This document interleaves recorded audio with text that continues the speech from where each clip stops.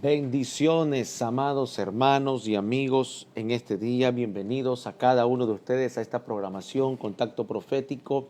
Gracias por estar en sintonía y por estar ahí pendientes de nuestras programaciones. El programa de hoy, mis amados hermanos, lo he titulado como bajo el tema de ministros. Qué bueno que estamos aquí y somos parte de este discipulado que tenemos en este momento.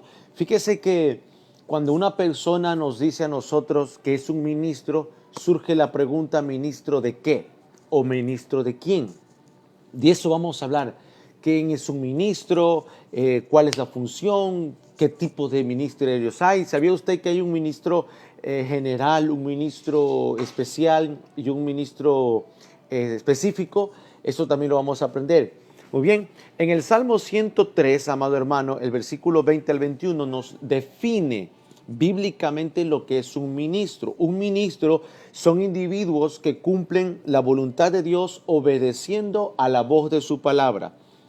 Van rápidamente tras de esto. ¿De qué? De la palabra de Dios, de la voluntad de Dios. Y son personas que se esfuerzan con continua diligencia para desempeñar un servicio a favor de otros. En este caso hablamos de los ministros de Dios, ¿verdad? Isaías capítulo 61, verso 6, hay una profecía que dice que nosotros seremos llamados, hablando no de personas particulares, sino de todos, seremos llamados sacerdotes de Jehová, dice. Sacerdotes de Jehová, ministros de nuestro Dios. Entonces, aquí hace énfasis al llamado general de que todos somos llamados a ser ministros de Dios. Ministros, ¿por qué? Porque ministramos a Él a través de nuestro sacerdocio personal. Amados hermanos, debemos de entender nosotros que el llamado a ser sacerdotes lo tenemos todos los hijos de Dios. Nadie que no es sacerdote no puede ministrarlo a Él, no puede portar su presencia. Cuando el Espíritu Santo salió de la tierra, si se puede decir, del huerto del Edén por causa del hombre, no pudo operar y vivir en ningún hombre porque sacerdotalmente no estábamos capacitados hasta que Cristo nos lava con su sangre preciosa y entonces nos vuelve a nosotros vasos de barro aceptos para recibir el tesoro que es el Espíritu Santo. Entonces ahí nos enseña a nosotros a ser ministros porque ministramos y ejecutamos el sacerdocio con Él. Pero entremos un poco en materia al tema del ministerio de la palabra, que eso es de lo que yo quiero hablar en esta noche o en este tiempo. ¿Sabía usted que hay ministros de la palabra? Cuando alguien dice que es un ministro, pues nosotros le preguntamos, ¿ministros de qué? Ministros de la palabra, por ejemplo. Primeramente habla de los ministros de Dios, pero en Lucas capítulo 1, verso 2, habla también del ministro de la palabra. Así como en Isaías 61, verso 6, dice que nosotros seremos llamados ministros de Dios, es como que Dios nos llama y nos separa y somos atraídos por Él para hacernos su sacerdote.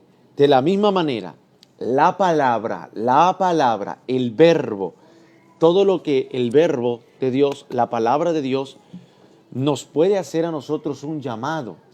Nos puede hacer el llamado a ser sacerdote de la palabra y a ser servidores de la palabra.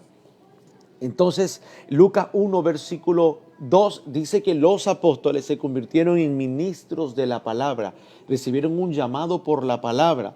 Y esto nos va a nosotros a enseñar y a tener una mejor comprensión de los tipos de ministros que tenemos, porque hay ministros muy buenos en la palabra en general, y establecen la palabra en el ámbito matrimonial, en el ámbito juvenil, en el ámbito de la niñez, en el ámbito de la consejería. Su enfoque es general, la palabra, ¿verdad?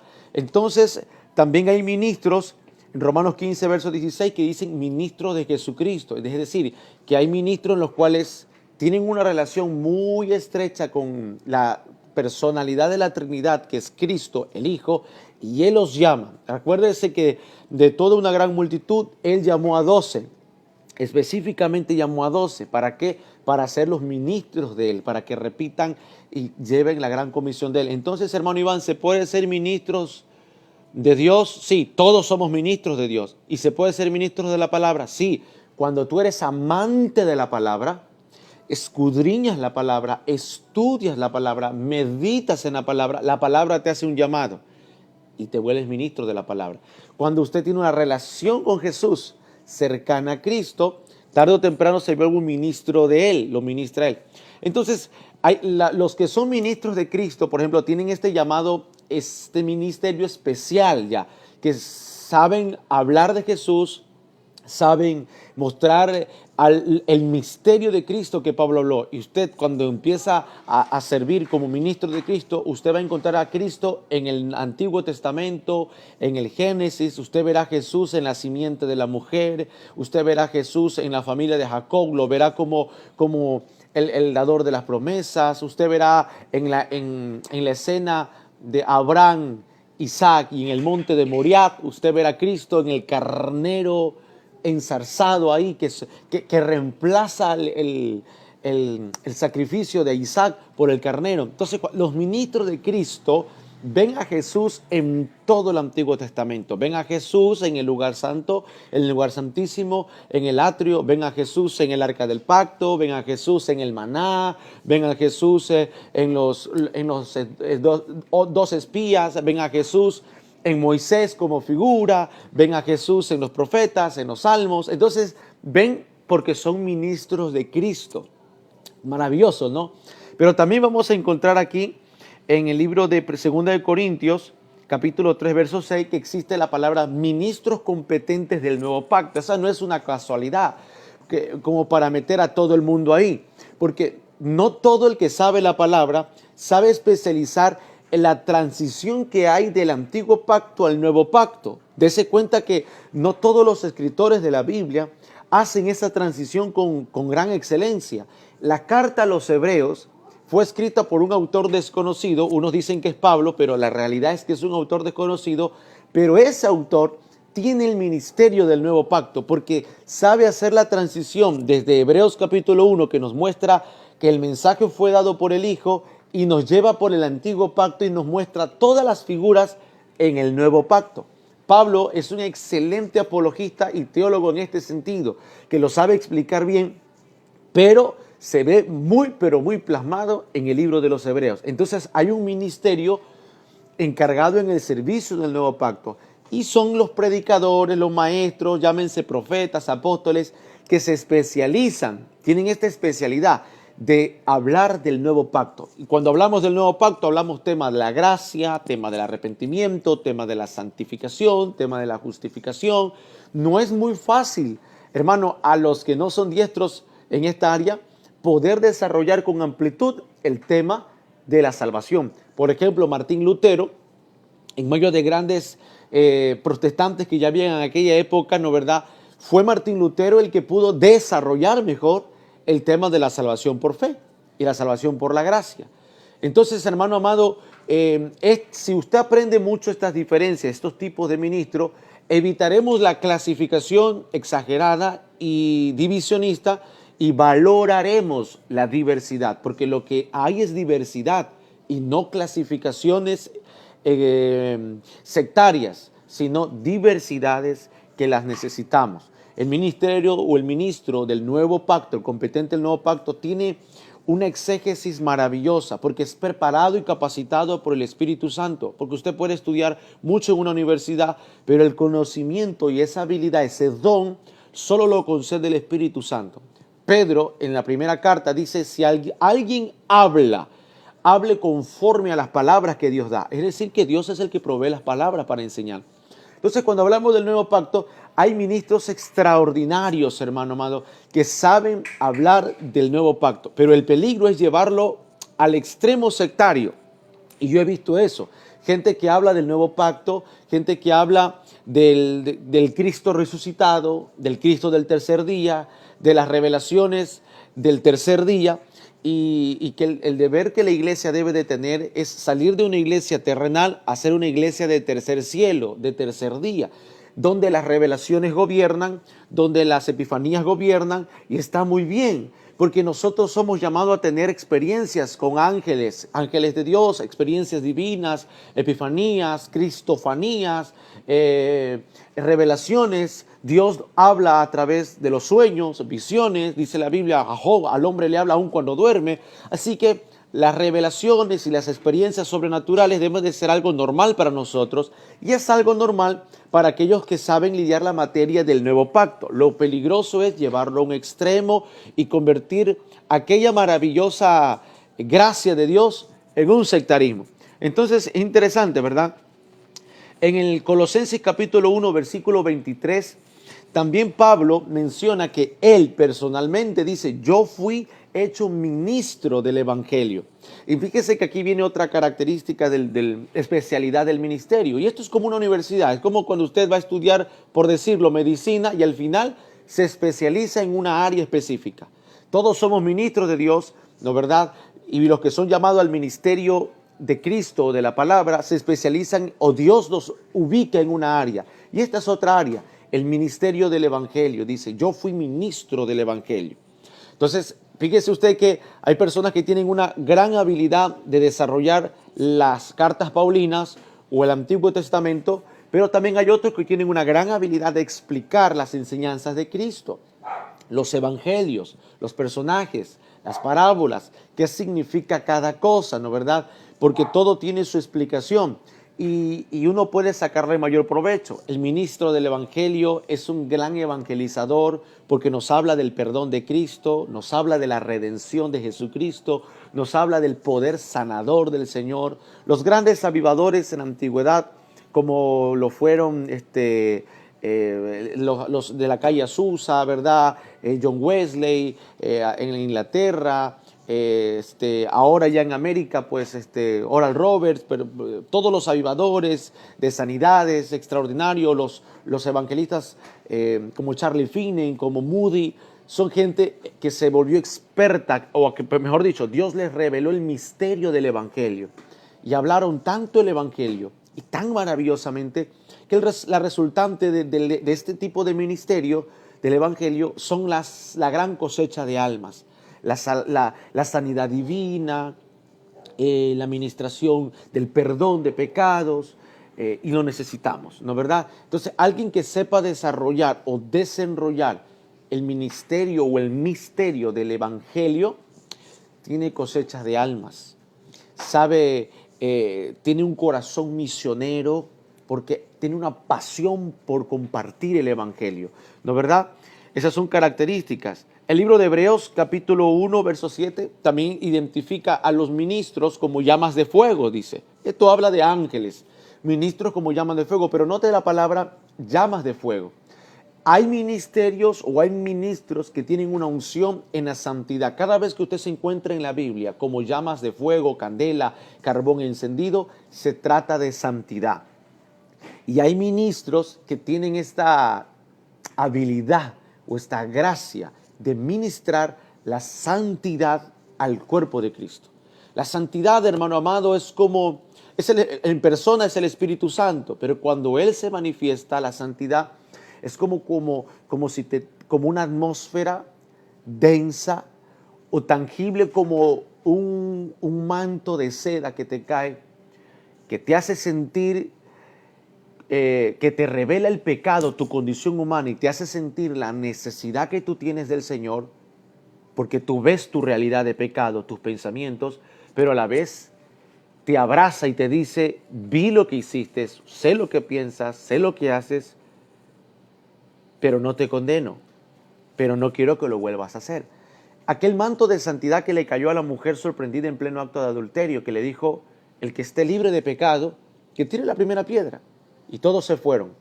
Pero cuando estuvo solo con ella, la pecadora, le dijo: ve y no peques más. Es decir, le dijo: yo sé que pecaste, pero no te condeno, pero no lo vuelvas a hacer. Ese es el carácter de los ministros llamas de fuego.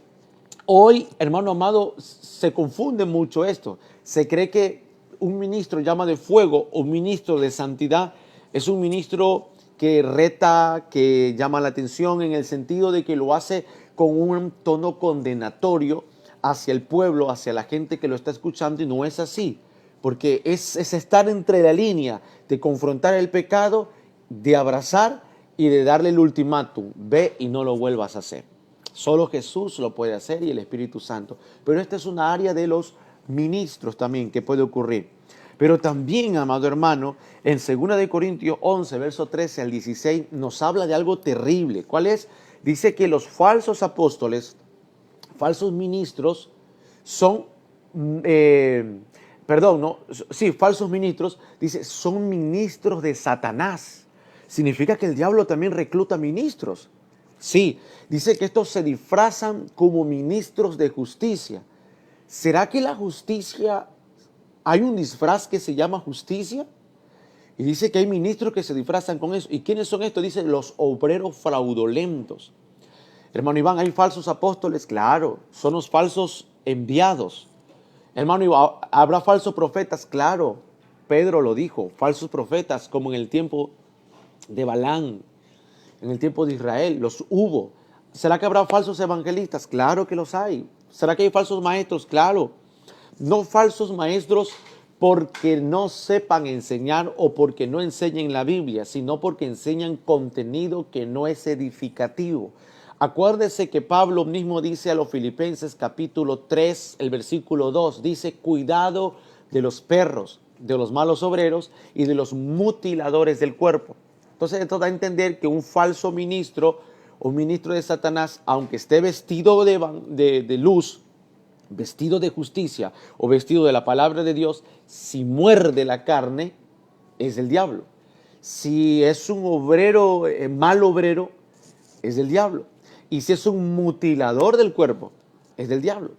Todo ministro que mutile el cuerpo, que corte el cuerpo, que le corte dones, que le corte llamados, que hoy diga que no hay apóstoles, que hoy diga que no hay profetas, que hoy diga que estudiar es malo, que hoy diga que el diezmo es malo, que el diezmo es del Antiguo Testamento, que invalide versículos, que invalide textos sagrados, ese es un ministro del diablo, aunque esté metido en nuestras iglesias. Acuérdense que Pablo le dice a los corintios: me temo que cuando yo me vaya de vosotros, cuando sea mi partida, entren encubiertamente lobos rapaces, y estos no perdonarán al rebaño. Acuérdense que los lobos se visten de oveja, hermano amado. Entonces, hay ministros del diablo, ¿cómo no? Aparte de los ministros declarados, porque aquí no habla de los ministros declarados como un sacerdote satánico, como un brujo, un hechicero. Aquí habla de los disfrazados de ministros de justicia. Y vamos a seguir aprendiendo. Hermano Iván, ¿quién capacita a los ministros? Isaías 6, versículos 5 al 7. Este es el gran encuentro que tiene Isaías con Dios. Dice que un serafín toma un carbón encendido del altar y lo pasa en la boca del profeta. Y le dice: quedas limpio. Y en el momento Dios le pone sus palabras en la boca al profeta. Entonces, esto que nos da a entender es Dios el que capacita, forma y prepara a sus ministros. Es Dios.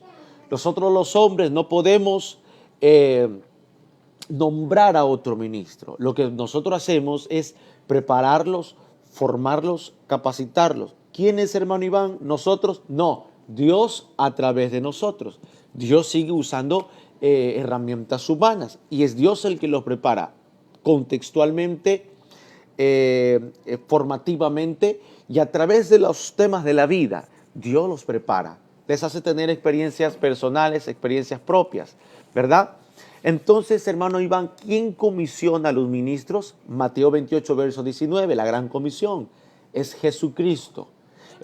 Jesús es el encargado de certificar a alguien como su ministro y Él los comisiona y Él los envía. Hermano Iván, ¿cómo saber que un ministro es fiel y qué recompensas tiene? Ya que me lo pregunta. Los ministros fieles, amado hermano, agradecen a Dios, no dan por sentado nada, agradecen a Dios por los dones que el Señor le ha dado en beneficio al pueblo. No se cree con derecho, no se cree mejor, tiene una actitud de agradecimiento, porque en realidad un ministro de Dios tiene temor y continuamente le pide a Dios misericordia, porque en realidad los ministros de Dios somos usados por misericordia. Habrá alguien justo, dijo Pablo, ni uno. ni aun uno. Nadie es justo, nadie es digno. Nadie es digno, sino a quien Dios quiso honrar. Dice el libro de Hebreos, dio esta honra. Entonces dicen que si un ministro es fiel, agradece a Dios por los dones que tiene, no lo da por sentado, no es que me lo merezco, lo agradece. Segundo, están llamados o destinados a recibir recompensa. Ningún ministro fiel en la tierra se queda sin recompensa. Libro de Mateo capítulo 24 verso 47 lo dice. Nadie se queda sin recompensa. El Señor tiene una recompensa para todos. Así que si usted es fiel, me está escuchando y es un ministro, Dios se va a preocupar por tu vida financiera, Dios se va a preocupar por tu salud, Dios se va a preocupar por tu hogar, Dios se va a preocupar por tu ministerio físico.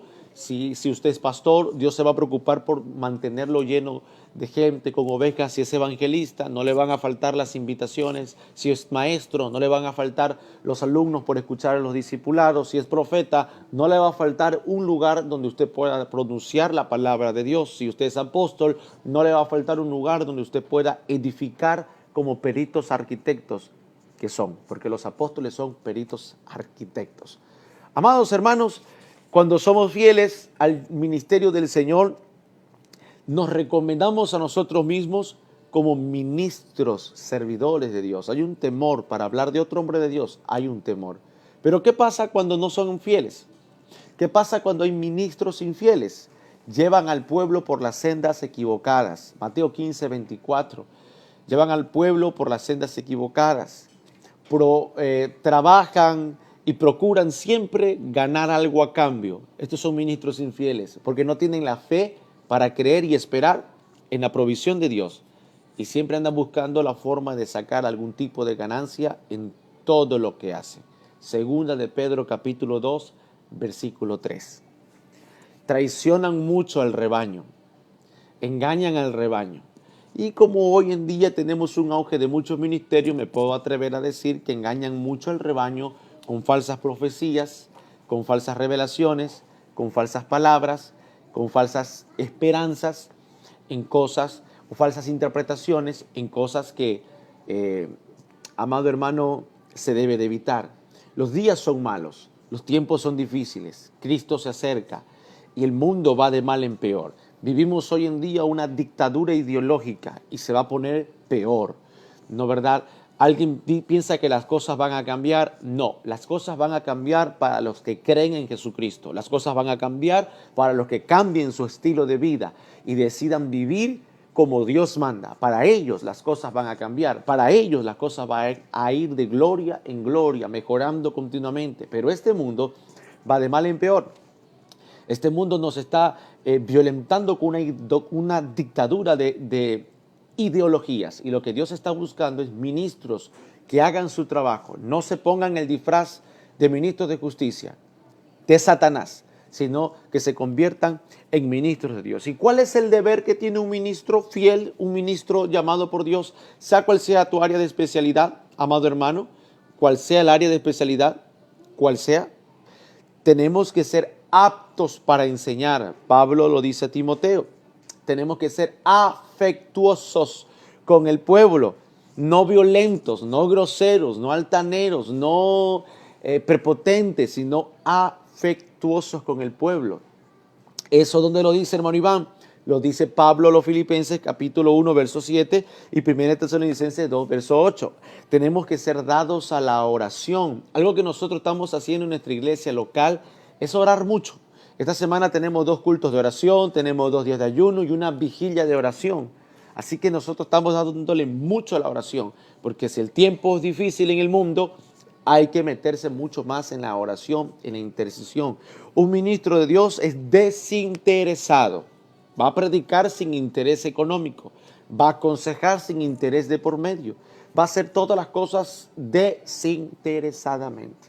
Hermano, yo sé que este mensaje es un poco violento para el pensamiento progresista que hoy en día hay dentro de los ministerios. Yo no voy a hacer algo si no saco algo a cambio.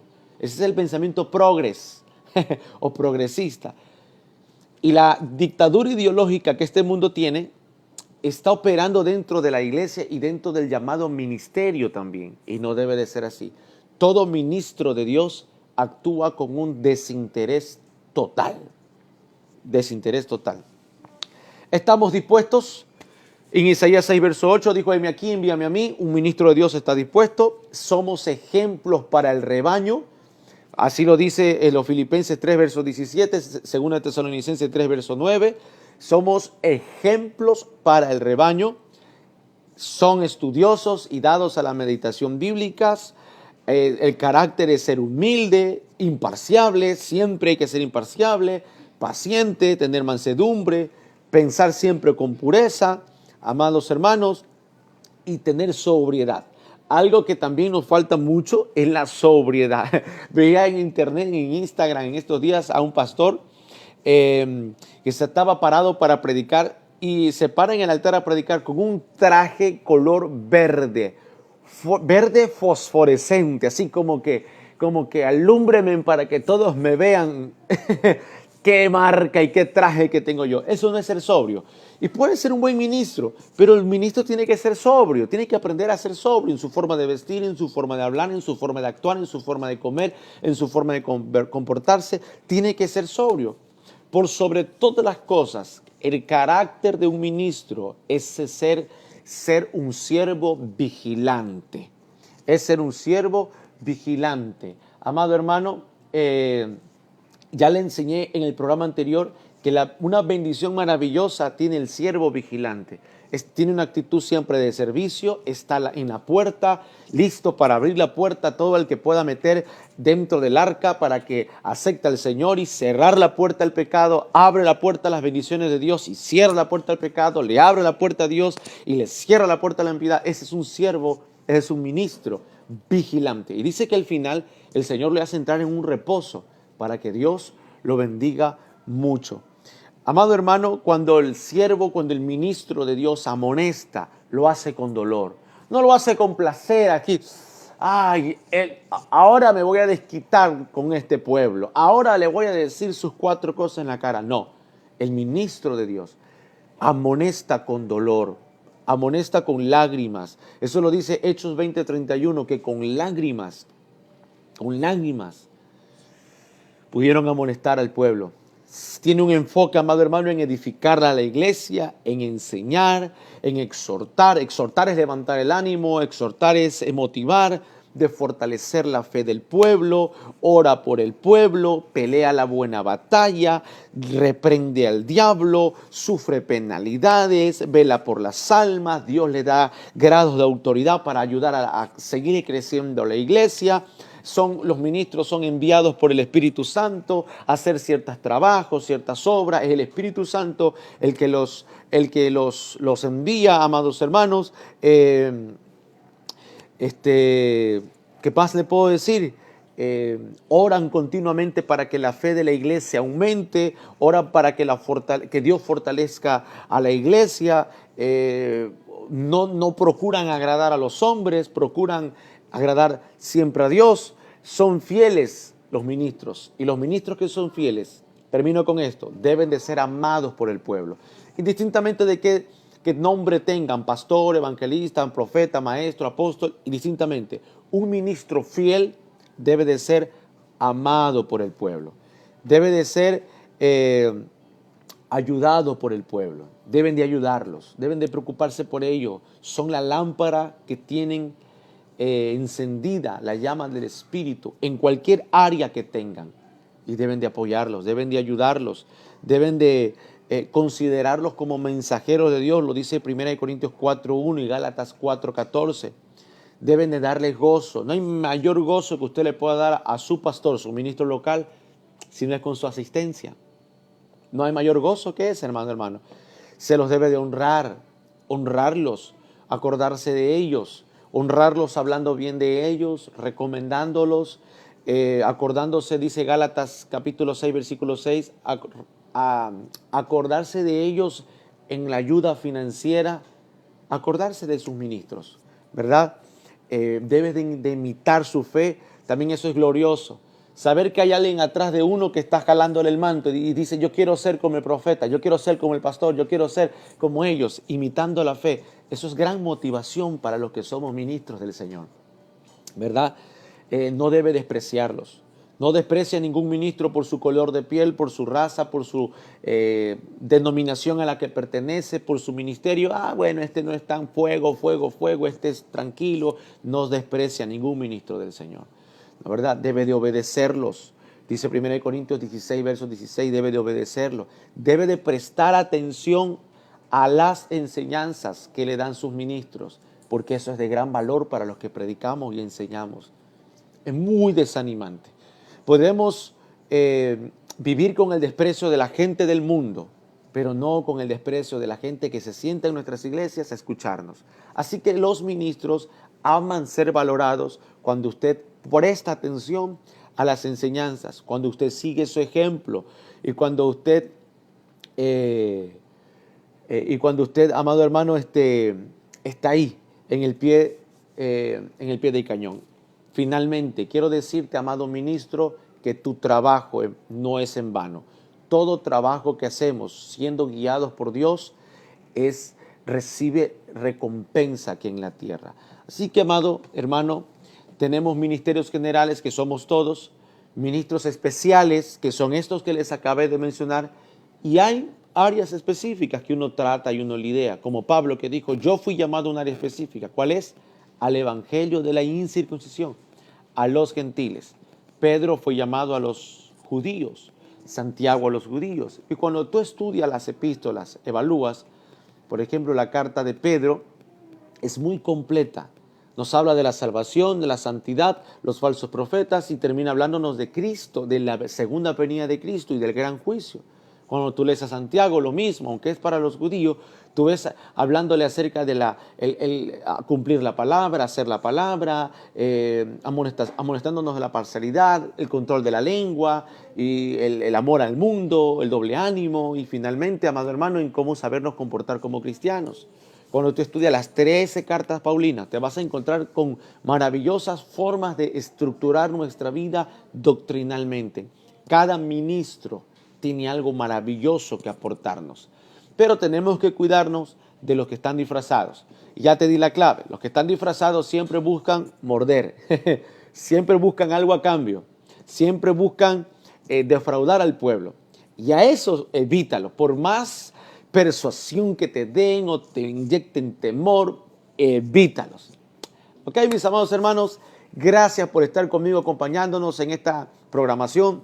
Si este programa te bendijo, si esta palabra, esta enseñanza te bendijo muchísimo, por favor no dejes de dar tu like, tu comentario y compartir para que mucha gente también reciba esta instrucción bíblica. Nos vemos el día martes de la próxima semana para seguir estudiando juntos la palabra del Señor y que Dios pueda seguir edificándonos y hablándonos. Gracias a todos. Bendiciones. Chao, chao.